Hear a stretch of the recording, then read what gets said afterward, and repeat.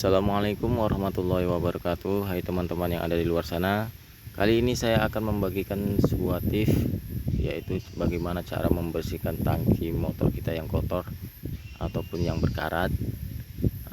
Kita akan belajar bersama-sama. Tapi kali ini saya tidak akan mempraktekkan, tapi saya hanya memberi tips karena 2 hari yang lalu saya sudah mempraktekkan, tapi saya tidak membuat videonya karena terlalu ingin cepat kan, karena mengejar waktu, jadi tidak sempat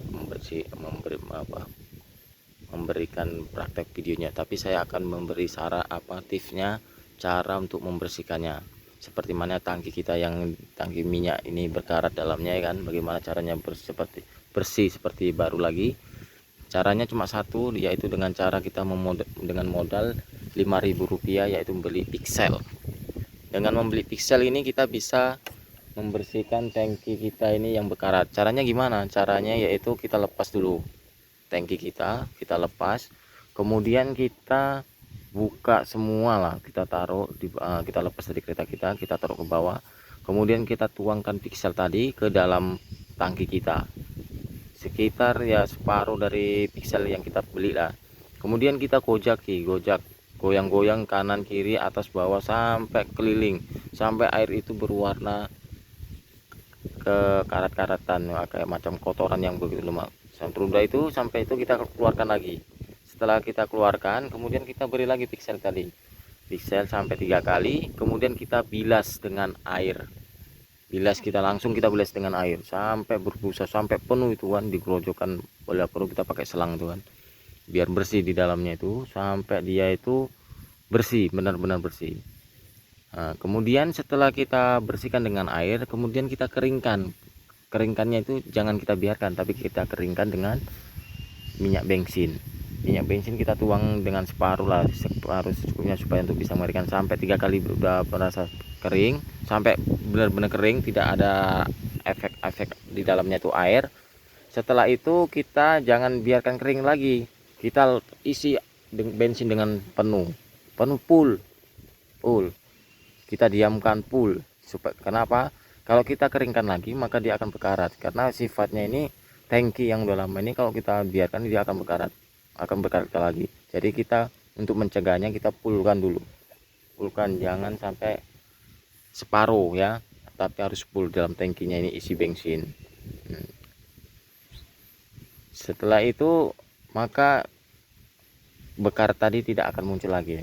Itulah tips yang pertama, bagaimana caranya membersihkannya seperti itu tadi. Kemudian yang tips kedua, apabila di selang minyak bensin kita ini tidak turun air minyaknya tidak turun ke karburator, maka jangan disalahkan di karburator ini Bu, tapi kita tengok di dalam tangki ini, di tutup tangki ini ada tutupnya itu kan, di tutupnya itu ada lubang. Nah, itu lubang kita bersihkan, itu lubang udara, tekanan udara, supaya bensin tadi itu supaya turun dari atas ke bawah. Maka kita bersihkan. Kalau misalnya tutup itu tadi yang bolong, yang berlubang itu nggak bisa dibersihkan, maka kita ganti yang baru.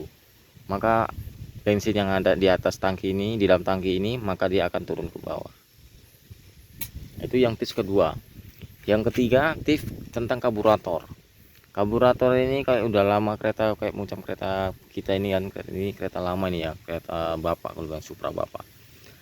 Karburator ini kebanyakan orang seperti mengalami susah untuk diengkol sekali langsung nyamber. Itu kadangkala orang berpikiran bahwa karburator itu soak karena terlalu lama. Sebenarnya tidak. Tips saya itu yang saya coba kemarin itu, saya bongkar ini karburator kita bongkar, kemudian saya cuci dengan pixel. Saya bersihkan dengan pixel tadi yang kita beli, bersihkan semua, kita bersihkan, gosok, terus saya bersihkan dengan air, bilas dengan air, kemudian kita keringkan dengan bensin berapa kali sampai dia itu keraknya yang berkarat-karat itu bersih. Setelah itu kita pasang kembali ke sini. Kemudian kita coba lagi, bensinnya harus murni ya Pak ya.